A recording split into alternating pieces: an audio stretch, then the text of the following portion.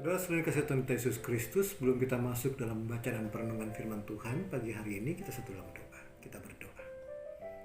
Bapa kami bertakhta dalam kerajaan surga, kembali kami datang pada pagi hari ini. Kami hendak mensyukuri berkat yang telah Engkau berikan di sepanjang hari kemarin, dan biarlah kiranya berkat yang kami rasakan itu berasal daripadamu.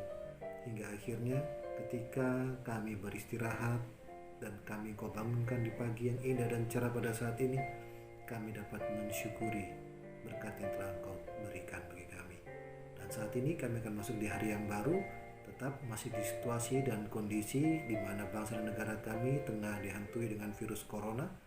Tuhan, kiranya Engkau menjaga, melindungi dan berkati agar kami semua terhindar dari sakit penyakit, terhindar dari bahaya virus corona ini. Kami akan baca dan merenungkan firman-Mu. Bersabdalah ya Bapa, karena kami anak-anak-Mu telah siap untuk mendengarkannya. Amin. Ya, selamat pagi Bapak Ibu kasih Tuhan Yesus Kristus. Pagi hari ini kita akan berbicara tentang hal korban penghapusan dosa. Korban bakaran, korban sajian, korban keselamatan, dan korban penghapusan dosa. Nah, ini ternyata berbicara tentang imam pun bisa salah. Nah, ini saya mengakui tadi pagi saya mengatakan bahwa imam itu tidak mempunyai domba. Nah, ternyata dalam bacaan kita imam punya domba. Nah, lihat. Nah, sekarang bagaimana ketika imam itu memiliki atau melakukan kesalahan?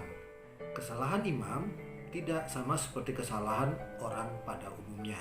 Yaitu kalau dikatakan dalam 10 firman Tuhan, mencuri, membunuh, berzina, dan lain sebagainya yang terdapat dalam 10 firman Tuhan. Akan tetapi kesalahan imam di sini bukan hal-hal seperti itu.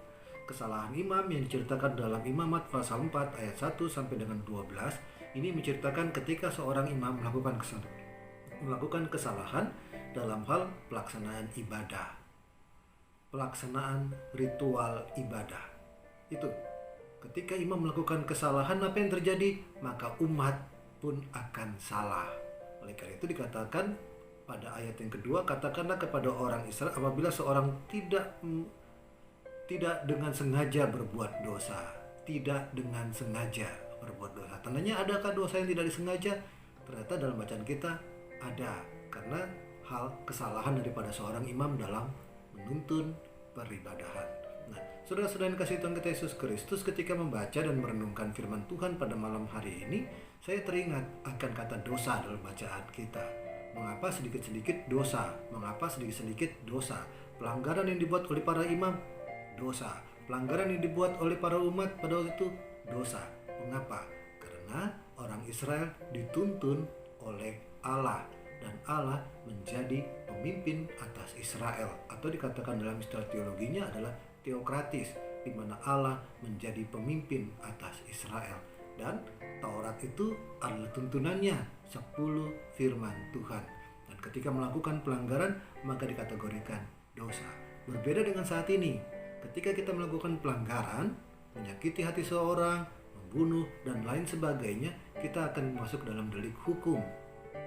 Nah, untuk akhirnya segala kesalahan tidak dikategorikan sebagai dosa, akan tapi sebagai pelanggaran.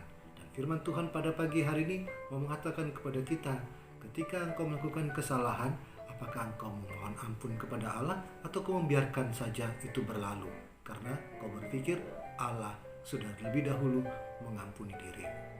Itu firman Tuhan pada pagi